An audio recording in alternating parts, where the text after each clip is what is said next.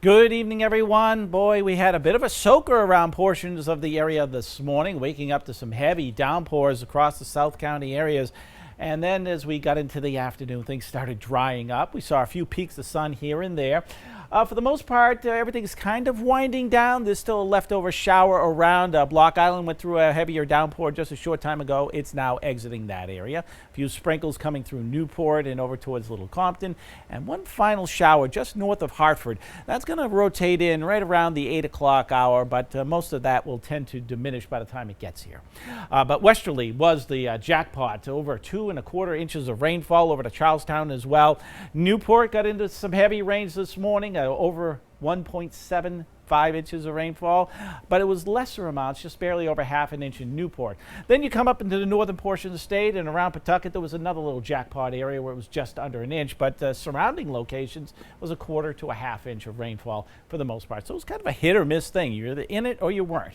Now, temperatures for highs today are pretty much what they've been occurring for the last hour or two.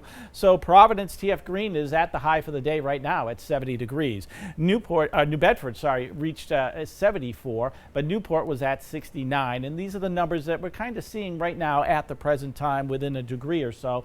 And these temperatures really won't change much through the rest of the overnight hours.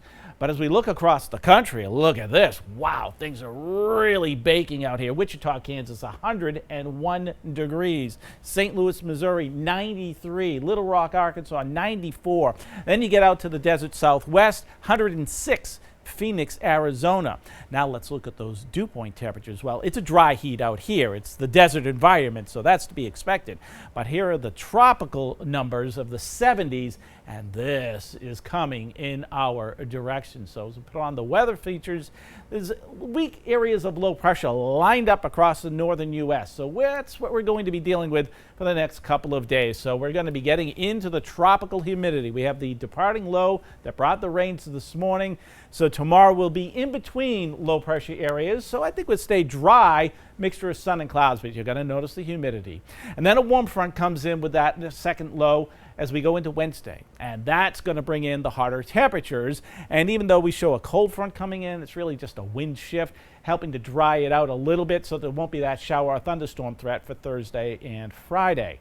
But here's a close-up view as to what we can expect across the region as we go through the evening hours. Other than a passing shower, we're just going to see a lot of clouds through the overnight. And down along the south coast, we get some areas of fog forming later tonight as well. So you wake up tomorrow morning with a lot of clouds and temperatures in the 70s, fairly mild.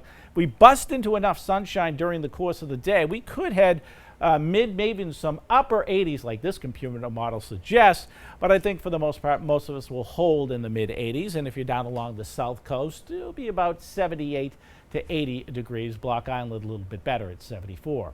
Then on Wednesday, we get back into a lot more clouds. So there'll be a couple of showers around for the morning, perhaps again, heavier downpour, a rumble of thunder for the afternoon. But once that passes, then we start to dry out a bit for the weekend behind a frontal system coming in late Wednesday night. So that sets us up for Thursday and Friday. Check out those temperatures up near 90 degrees, and with the dew points in the 70s, we're talking about heat indices making it feel like it's between 90 and 95 degrees heading into the weekend.